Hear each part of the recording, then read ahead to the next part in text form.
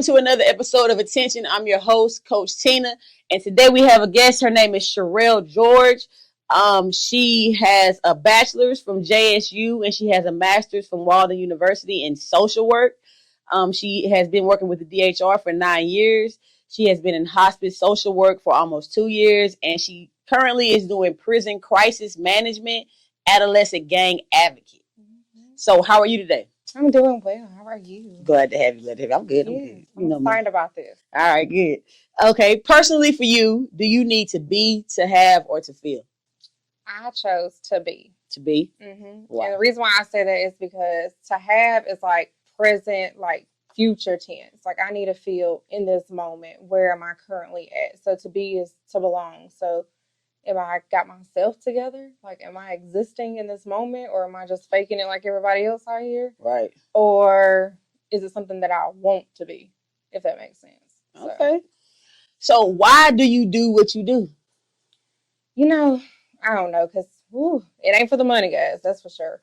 I really think it's more of a calling. Like, I feel like my career is my ministry almost. Mm-hmm. Not so much like it's religious, but I know how to pour into people just based off of past trauma, past experiences I went through, worked through. Mm-hmm. And so really and truly, I just always try to see myself on the other side of the desk. Like, that could have been me. Right. So I just try to get that in every aspect. When I was at DHR, I'd be working with families. You know, my grandmother raised me.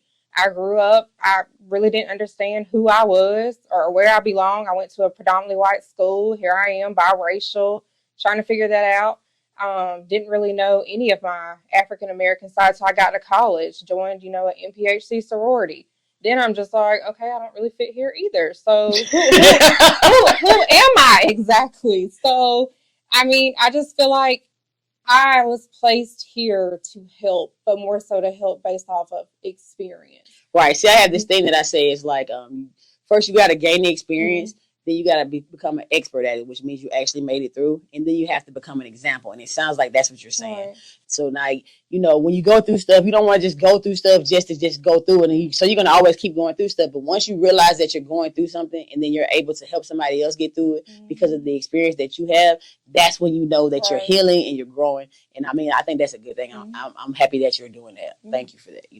Do you value honesty, integrity, or loyalty? I think I value honesty the most because I feel like you cannot have integrity or you can't be loyal without honesty. Right. So I just feel like, and I tell people that all the time, like, I respect people more, especially when I'm working with my clients. Like, I don't expect you to be perfect. I wasn't perfect. I mess up still. Be honest and truthful with me about it, and then let's work on this. But you lying about it definitely ain't going to get you nowhere because now we still haven't addressed the issue that you're still in denial about, whatever it may be. So I just think honesty is big. Like, even when it comes to parenting too, like I tell my kids all the time, like I was brought up, you tell the truth. I mean, you still in trouble, but you ain't going to be in as much trouble if you just tell me the truth. Right. Just be honest about it. I mean, I just look at it differently from that point. Like, honesty is just the biggest thing. And even like in just any relationship, a friendship, your marriage, whatever, if you can't trust someone, how can you build with them? True. I mean, I can't grow with you if I don't even know you. Like, Right. So I feel like a lot of time people be so lonely or don't know how to just be by themselves that they just go and rush into these relationships thinking that, they're going to be the end all be, without getting to know a person or really getting to know yourself. Right. And that's what's most important, because if you don't know who you are, how do you know what you like and what you don't like? And then when somebody does something that's like out of character, you're like shocked. Mm-hmm. But why are you shocked? Because if you had taken the time to know them, you would know this is what they're capable of. Mm-hmm. You was talking about something a while ago. You were saying like you was raised by your grandmother, and I wanted to know like how is that correlated with what you do now? Like, because I know that's like a big part of it because of how you were raised. So now if you're doing like dealing with kids or anything like that, I know that's like the most important thing for you is that aspect of it. I think it was just more so when I got into DHR, when I got into social work, period, like the things that happen behind closed doors, even now, some of my best friends from school would be like, we never knew that happened. We never knew that was what was going on. Like my grandmother, while yes, she was a saving grace. I love her to death, miss her dearly. She did what was best for me, but I also don't feel like she healed as a person from her childhood. So here we are carrying on generational things as far as, physical discipline. Like, it was more than just discipline. It was excessive, like abusive. Like, you abused me. Not only did you abuse me physically, but you abused me emotionally, verbally. I couldn't even figure out who I was because you're telling me who I am. Right. So it really was a struggle for me. And then when, I was like, okay, I'm grown. I'm going to go live with my mama now. Figure this out with her. She still didn't have it together. Still doesn't have it together to this day. So I'm just like, okay, so maybe the abuse wasn't that bad. Like, maybe this was better than The going lesser over of the here. two evils. Yeah. So, because I look at it now, like I could have went down a completely different journey had I not had the abuse. I really feel like, to be honest, because if not, I would just kept making excuses in life for my behavior. Oh, well, my mama was like this, or my daddy's like this, so I can be like that too. No, that's not what's gonna happen. Right. I hate when people say that. Oh, that's just how they are. Nah, well, if that's how you are, I don't want no parts of it. So can you keep that negative stuff away from me? Because I'm dealing on the positivity of it. So if you're not trying to be happy and be go lucky, don't come around here with that negative stuff. I don't care how you are or who else is going to accept you for who you are. Where I'm at, it's called accountability.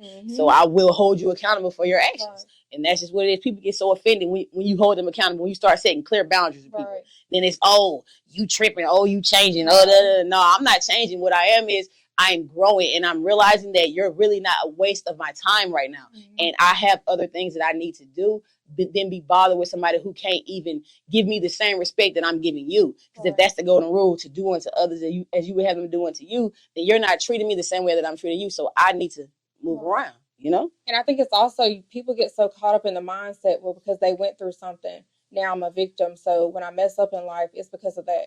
No, like, you still got a choice in life. You can be better. You can do better. Right. You can't keep using, oh, what happened to me back then, this is why I am the way I am. Well, you might as well just stay back there, because obviously you didn't learn nothing from it. Right. I mean, you just have to.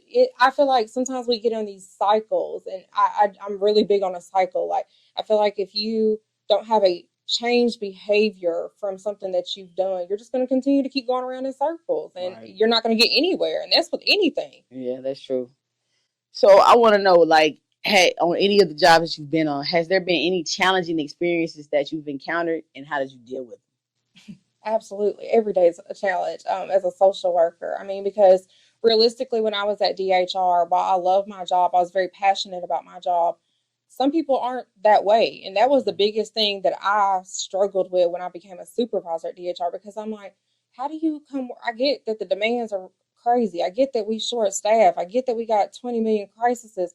But how can you not have any type of empathy for your job? Like, it's a difference in, I don't like my job, and a difference in, I don't want to be here, but I'm still going to keep coming to my job. Right. Because, I mean, these are kids' lives we're playing with. These are families we're playing with. Like, you can't be that way. Like, this is not a job that you just sign up to come get a paycheck and you wait on somebody to fire you because of your discipline. No, you really, like, one mistake and a child can be dead because of you. One mistake, a parent can relapse because you didn't do what you need to do to put the services in place. So would you say that some of the blame of some of the things that is still going on, and like the help that the kids need that they're not getting, could be put partly on the parents and Absolutely. The DHR workers? And I don't think I grasped the bigger concept of it until, yes, I still worked at DHR and I was getting my master's, and I did my internship at Hillcrest, which is a psychiatric facility where almost all of the population is DHR's foster children. So when I got there and I was seeing how things were, and I'm just like, I really felt horrible as a social worker. Not because I intentionally was doing things to my kids on my caseload. It's just the demands are so unrealistic. I can't be there for those kids the way I needed to be. Like, they're looking forward to my once a month visit. But it done took me 2 hours to get here, and now I got to go do 2 other things and see other families. Like, and I'm trying to rush them just to my visits done. And that's not it. Those kids need you. They need an advocate. Because if not, like, I had one child, realistically, she had so much trauma go on in her life. And she just told me, she said, you're the only person that really shows up for me. You come to my baseball games. You might be on the phone the whole time, but you're there for me. And that's sad, because if we're not showing up for these kids, what do we think is going to happen to them when they get out of the system? Yep, they're going to go right back to either their family. They're going to go right back and making them same choices that the reason why they ended up in foster care. And it's sad. It's really sad. Yeah, it is. I be thinking that same thing, because, like, I have a lot of little kids. I call them my little babies. Like, they'll come and ask me for advice and stuff like that. And, like, they don't care whether I can give them some or not. They care that if I check on them and I'm really concerned. Like, Right. you know, I don't just say, hey, I'm going to do something and then don't do it. No, I actually do it. Like, this one girl needed oil. She and I put the oil in her car. I was doing my job. I was like, she called me, hey, I'm here. I went and stopped everything I was doing to go show her that and help her do that. That's what matters. Buying all that stuff for your kids, they got on the next pair of Jordans and they dress flyer than me. That's cool and all, but I want my kids to know that, hey, this person hands down has my back, bro, whether I'm wrong or I'm right. When I'm right, okay, we good. But when I'm wrong, she's still gonna have my back. And when we get home, she's gonna check me, bro. She's still gonna hold me accountable. And that's what it's really about. Right. You know, so yeah. Like, I have one of my kids right now. Like, I've been out at DHR for almost 2 years now.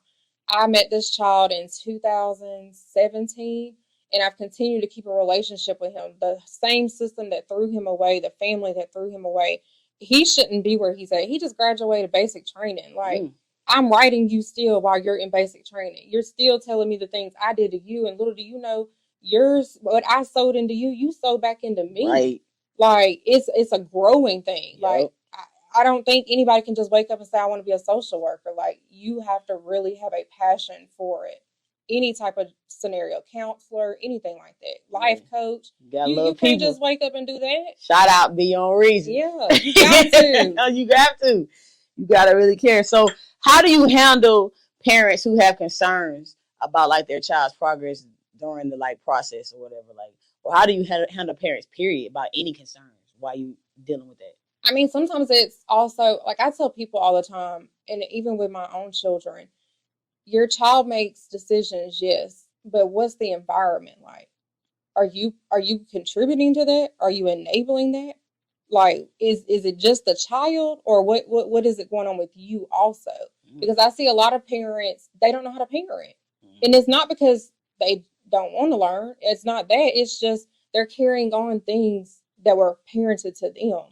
And that's what my biggest thing is with my children. While, yes, my biological parents were not there for me, there's some things that I do take in from my grandmother that I use in my parenting. But there's some things that I'm like, no, I would never do that. Right. Not saying that what she did to me was wrong, but I know what I want my expectations for my kids to be. And that's the biggest thing. Like, I tell my kids all the time, like, you showing out at school, we're going to have to address that. But I also know that there's adults in this world that don't care about kids, that are in professions to help kids. And I'm not the mama that's just going to let you treat my child any kind of way. Like, we're going to get to the root of this problem. Like, my son, he has an IEP. You know, I hold him accountable, but I also hold the school system accountable. What's the IEP? Basically, an individualized plan. Reese he had a lot of developmental issues. When he was born, I had to have an emergency C-section because he lost a lot of oxygen due to his umbilical cord being around his neck. So he was verbally delayed, developmentally delayed. My baby didn't talk until age 4. And we have been in early intervention since 18 months old. We've been to speech therapists. We thought, we had numerous testings. And that was another thing for me. You weren't finna throw the book at my child and label him as he's got this, this, and this, and this, and we need to do medicine for this. No. Right. There's other approaches to this. We got play therapy. We got behavioral therapy. It wasn't that he was acting out or his ADHD came from he just didn't want to do it or he was a bad kid. It was because his mind literally cannot focus. And when his mechanism of him not understanding something, then he starts getting busy. And then he has to do things off task. It's not that he's doing it intentionally. That's his way of letting you know that he doesn't understand something. So that was something I had to really tell the teacher, because when we originally got in kindergarten, I was like, look, he's acting out, not because he's acting out because he wants to be bad and cause a disturbance. He's acting out because he don't understand. And you're going to have to find a way to approach him. And sometimes that was even the biggest thing that they would tell you. Any of the teachers that have had him, they'll be like, if you didn't know Reese, you would think that he's coming off as being disrespectful or he's being defiant. That's not him. His level of things will be like, if you tell me to read this, this, and this, and he doesn't understand it, and he'd be like, dang, bro. Like, dang, bro, like, who you talking to? You a kid. But that's just how he communicates. That's his level. Yeah. So it's just, you got to meet people where they're at, but you can't leave people where they're at. That's my biggest thing. Don't leave them where they're at. Don't leave them where they're at. You got to help them get over that hump. You know what I mean? And then hold them accountable. You know? I mean, I think we all can grow in life. I think everybody needs an accountability partner. Yeah, and then follow up. That's what's real bad. You know, sometimes people, get help from people, and then there's no follow up. So then that person goes right back into the same way. I'm not saying be their parent, hold their hand through it, but what I'm saying is check on them. Right. Give them a little bit of words of encouragement. Be some motivation in their life. Don't just leave them hanging after that. And that's what a lot of people do. They're like, oh, I did this, so that's it. You know what I'm saying? That's what makes me mad about it. That's why I value like integrity, because I'm going to like always make sure that person is good. No matter when. I could wake up in one morning and think about somebody and I'll message their ass like, hey, how are you? You know what I'm saying? Like, and that may make their day, but it makes my day when they respond. You know what I'm saying? Because it lets me know that I'm doing the right thing, And I think that's my biggest thing, is because I pour into so many people. I'm so strong. I can keep going. But where's that person at when I need somebody? Like, I get weak too. I get vulnerable too. I have problems. And I mean, that's my biggest thing. My husband, I'll be like, look, like, can you check on me? Like, everybody thinks I got it together, but it's a lot. Like, because there's a lot of moving parts, and then it's like you forget to worry about yourself. And then by that time, it's like, oh no, I'm just gonna stay busy so that way I don't have to worry about myself. But yeah, like I need love too. Like I feel you on that. I told my clinical supervisor, I was like, I honestly feel like there should be a diagnosis in this big old book of diagnoses that y'all give. Like, everything that somebody's pouring off into me, like, you think I just leave, like, check it out, like, that don't bother me? Right. I'm carrying all their weight every day. I'm going from death to prisons to children who probably can lose their whole life, and their life is placed in the hands of one judge who sees nothing but bad stuff about them. They parents, either they on board or they ready to throw them away too. Like, and then I still got to come home, be mama and wife, and be me. Like, that's a lot to carry every day. So answer me this: how do you continue to keep doing it? Because I'm proud of you. I didn't know you did that much. That's what shit. Like, that's a lot.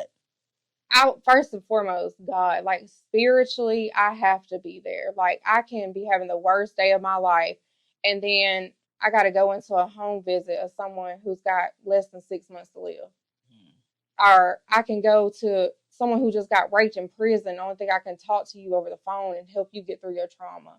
Like, I just feel like I just kind of push that off to the side, because there's someone always out there that's going through something way worse than you. And if I ever get so selfish and caught up in how I feel in this moment, I could never help nobody else. Right. Damn. So in your type of work, is there like a way to develop community support? You definitely have community connections, I feel like. And a lot of people say social media is just so bad. Like, they always, like, I think people for sure come at me about social media. Like, that's just always been who I am. Like, I grew up in the MySpace days. Like, every little thing we did, we posted about it. So why can't I do that about things that people are going through? Even myself. Like, why can't we be transparent in life? Like, why do we have to act like we're Drake and the city girls out here all the time? That's not real life. Right. Them people ain't happy. The reason why is because people only pay attention to what they want to pay attention to, like negativity or a superstar or something like that. But they ain't caring about the people that's really in this community that's actually doing it. That's why you own attention right now, because I want to give you that platform, because I do care. You know what I'm saying? I appreciate you. You know what I mean? That's just real. But that's why, because people So my biggest community really is social media. Like, I had a family last week. You 45 years old, you go to the hospital because you having a stomach cramp. So you thought, worst stomach cramp of your life. You get diagnosed with stage 4 cancer. And you got a whole 13-year-old child at home. You can no longer work. You were the main provider of your household. I'm not worried about these bills. Of course, you fixing to pass away, but we got to make sure that you're okay in these moments. I don't want you stressing with your last few days with your family that you're supposed to be spending time with, trying to figure out how to pay light bills. So, super social worker Cherelle, let me get out here without violating HIPAA confidentiality. All right. Post, this is what's going on. Y'all don't directly have to give me no money. Right. I can gladly give you the account number and please pay it. And his bills got paid within 2 hours. And that's what's up. You just got to build those community connections. And I feel like if you're linked to the right people, you'll be all right. Networking. For sure. It's all about networking. 3 words. Your legacy. My legacy. Your legacy. I really struggled with this one because I was just like, I don't like the word legacy. I really don't like it, because what I want for my children may not be what my kids want for themselves.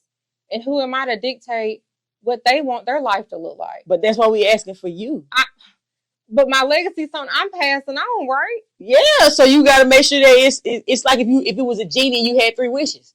It was, I kept writing down words, and I was like, no, that ain't something that I want to pass down. Like, no, like, I think the biggest concept is wealth. And I'm not even saying wealth as in financial wealth. Okay. I need you to be healthy with your wealth. I need you to understand your mindset of wealth. I need your boundaries to be wealthy. Like, it's so much bigger than money out here. Okay. So I mean, it may not make sense. It makes sense. I mean, if it makes sense to you, it makes sense. That's something I want them to pass. Like, I want my kids to be able to tell somebody no.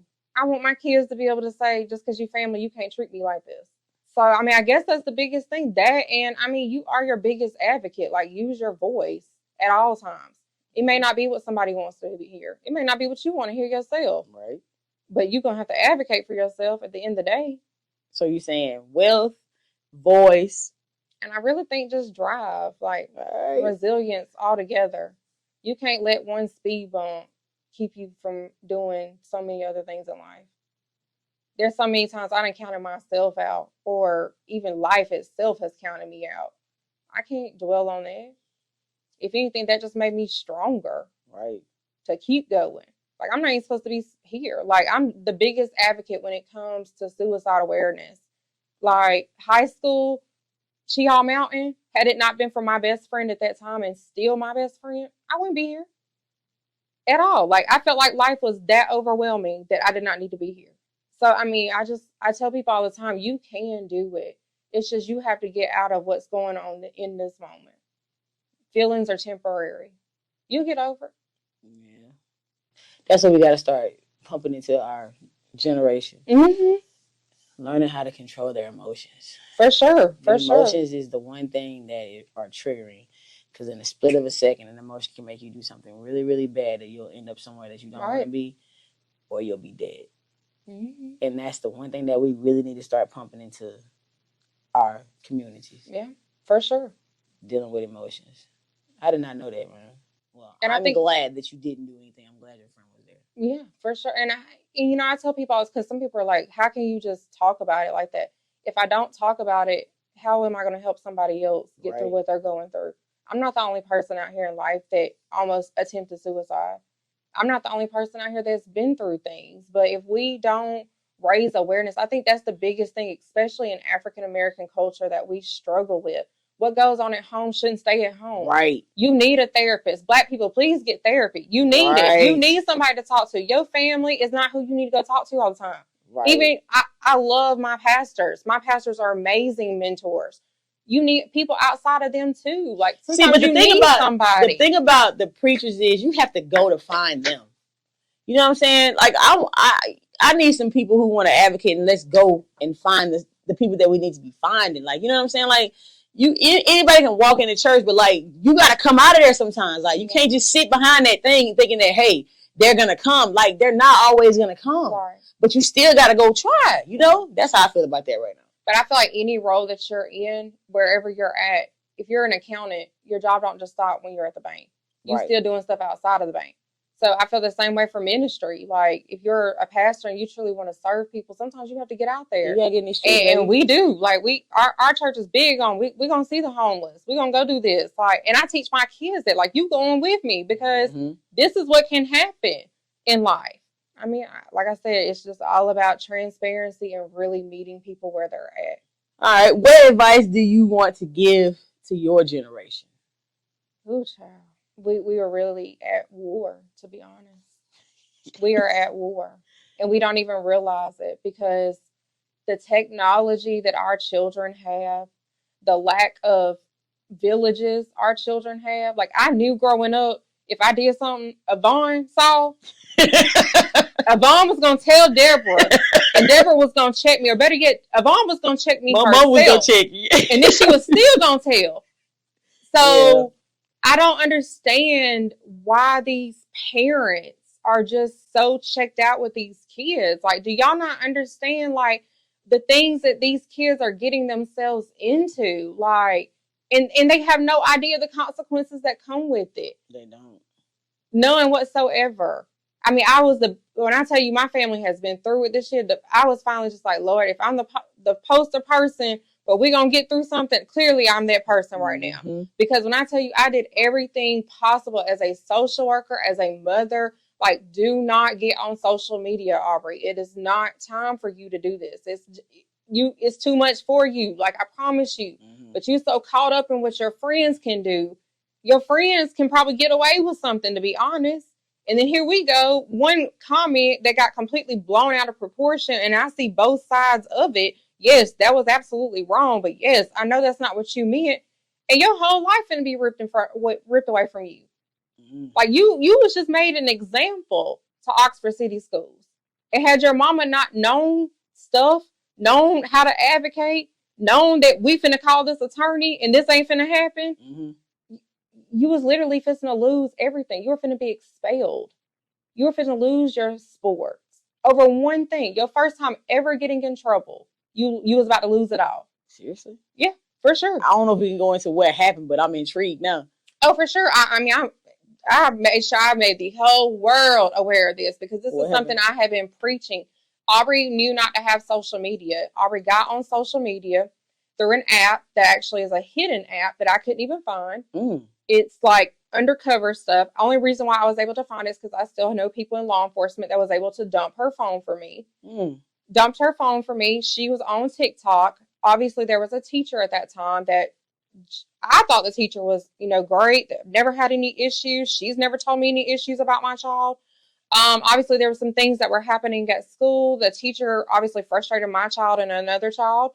And them in the moment verbally venting in black and white on social media was definitely taken very seriously as my child was a terrorist. And I had to come pick my child up from school and remove her from school grounds and had to go to a report to the board and plead with my child about this. All because my child said she felt like throwing something at her teacher. And that's another thing we have to understand as adults. There's a difference in feeling like something and doing something. I deal with people all the time. They'd be like, I feel like just blowing this place up, or I feel like just walking out of here. You feel that way, and you can feel that way in this moment. That is okay. But are you going to do it is the question. Right. But the world we live in, we can't do that anymore because people who have felt things have actually acted on them. Right. So now everybody's going to be labeled as a terrorist because of something you feel like doing. Not that you was going to do it, but you felt like doing it. But everything's good now. You got everything taken care of? We're good, but we will forever have a target on us for sure. Because even after, especially the amount of what I went to, the magnitude, because obviously the other parent didn't do that for that child and that child had to deal with those consequences. No. Wait, so you saying that the fact that you went to bat for yours, your baby got to stay in school, but the other baby got expelled? And I wasn't even asking for them to stay in school. What I was asking for is because her punishment was supposed to be that she would finish the rest of her 6th grade year almost with homeschool on a laptop. Why would I give my child access to a laptop that firewalls she clearly got around while at school to do her schoolwork? Right. Like, that makes no sense to me. I would much rather you send her to alternative school. True. Show her what it's really fixing to look like if you do something like this. Like, jail ain't no option of you doing it at home. You gonna do it locked up like this, and this is what we're gonna do. But no, we didn't want to do that. We're on probation, extracurricular probation. We're on academic probation. And basically, if my child ever makes a level 1, a level 2, or level 3 offense until her senior year of school, she's expelled. And people don't understand with expulsion now in the state of Alabama, because let's be real, this prison to pipeline stuff is so real with our school system, but we're just not going to keep showing awareness about it. If you get expelled in the state of Alabama, you cannot go to another public school for a year. So that means I would have to either put you in private school or I would have to homeschool you. So why not just switch your schools? It wasn't an option. That discipline still follows. Oh, so even if you take her, even if she don't, I would want my child still going to Oxford if she do any little thing. So say if she walk, if she teacher tell her she can't go to the bathroom, I go to the bathroom anyway. Oh, I'm expelled. That's crazy. I think that was the biggest thing I struggle with, period, when it comes to it. Kids are going to make mistakes. They are. Parents make mistakes. We made a mistake. I mean, the things I did in school, I couldn't imagine, like, getting these kind of consequences on my first time. And just to think, like, you 11, your brain hasn't even developed to understand. Next time in the bathroom in 2 more years, and my friends are vaping, but because I'm there, I'm in trouble too. And now that's my last straw. Mm-hmm. She ain't gonna remember what just happened 2 years ago. Yeah. Like, I just felt like that was very extraneous. Again, you made an example out of my They child. went to the extreme on her. But then I look at it, another local school system, a few months after we got through all of our stuff, that child made the same statement. They didn't even call his parent. That child was transported in handcuffs to a detention center where he stayed the whole weekend, reported to the judge that following Monday, and literally was given like some very extreme consequences. And that's what I told Aubrey, because I had her talk to that mama, and I said, this is what we could have went through. Where the hell did these laws come from? Like, okay, so I get it. I get she wrote something that said that she felt like doing something to a teacher. And by all means, like, I've been seeing videos of kids putting their hands on teachers, and I don't think they be going to the extent that Oxford just went to. I'm not even gonna just label it as Oxford. I think these schools, period, are not playing, and they shouldn't have to, because we're seeing kids shoot up schools. I was totally on the other side of it. I see it. It's happening. You would have to do like a whole assessment of analysis of the background and like what the behavior before that, before you could just be like, hey, I'm just gonna expel her for typing some words on a hidden app that's encrypted. Like, I don't know. I guess I feel different about it. I just feel like this generation that we are currently parenting, there's no second chances. And I can't stress that enough. True. And it's not that there's no second chances in your household or with your parents. This society is not giving you no second chance. The society is set up for you to fail, unfortunately. All right, last question. What do you feel needs to be brought to the world's attention? Everything at this point. There's no place to not bring attention to. I mean, our kids are struggling so bad. Mental health is horrible right now. Like, that's the biggest thing. I feel like why kids and people make the choices they make is because they're not getting the true mental health treatment that they need. And I really don't understand, especially in our culture. Please go get a therapist. Like, I cannot stress this enough. Like, it's not even because I'm trying to get more money in my bag. Like, that's not it. Go seek a professional that can help you deal with things. Because if not, you're just going to keep dealing with things. Yep. And it's probably going to be very inappropriate on how you're dealing with those things. That's real. In our community, they don't therapists. Oh my God, that's like the worst word you can say. Right. I don't need therapy. Right. I don't need therapy. I'm going to go pay somebody to tell me how to act. I didn't think I needed therapy until I lost my mama. When I lost my mama, that grief was unbearable. You know what I'm saying? So it was like, now what do? Do you sit here and try to do everything the same way you've been doing it your whole life? No, you can't do that. I needed to find an outlet to process my grief appropriately. And I think that's the biggest thing that our kids are struggling with, because the outlets that they are going to, because they're so scared to ask for help, is because they're choosing drugs. Like, they trying to figure out who they are with this whole gender situation. Like, that's a huge ball game for kids these days. Like, I'm teaching my kids love. Like, I don't care. Like, I know what the Bible says. And I know what Judgment Day says too. Like, that ain't for me. I'm not going to be there when that happens to you. But I'm going to show you love while we're here in this moment. I'm going to tell you, I would much rather you love somebody who loves you and truly wants you to win in life versus you loving somebody who is opposite, who is supposed to be a relationship on how it's supposed to look, man and female. Right. And you getting beat up every day, or you mentally not happy, or vice versa. Women are aggressors too. Like, yeah. I mean, I just don't, we get so caught up. I think that's the biggest thing. We get caught up in titles. Yep. Like a label. In the fact that what we saw, but what you saw, you didn't see behind the closed doors. So, yeah, on the outside, it's hunky-dory, bro, but when them doors close, you know what I'm saying? You don't know what is happening in that household. So don't try to emulate something that you haven't seen firsthand. Like, I'm not going to take advice from somebody that has not been through what I've been through and made it through. Mm-hmm. I'm not going to listen. I don't emulate that. You don't impress me. I don't idolize to want to be there. That's not who I am. You know? Oh, I'm gonna find another route. I'm not gonna just take somebody at face value, especially like the people that I do not idolize, but admire, or I look up to. I want that person to be somebody who you know, doesn't show principality to anybody. Like, I'm just everybody I show love to. You know what I'm saying? I don't want to be with somebody that's, oh, I just only show love to this side or that side, because you see a lot of that behind closed doors in front, you know, in front of your eyes. You know what I'm saying? But I try to be different. I try to portray the love that I want back. So I love everybody from all walks of life. You know, it don't matter who you are. You know what I'm saying? Cat, dog, whatever. I don't like bugs, but you know what I'm saying? I'm learning not to smash them now, though. Yeah. All right, y'all. Thanks for tuning in to another episode of Attention. Remember, experience to teach, don't just learn.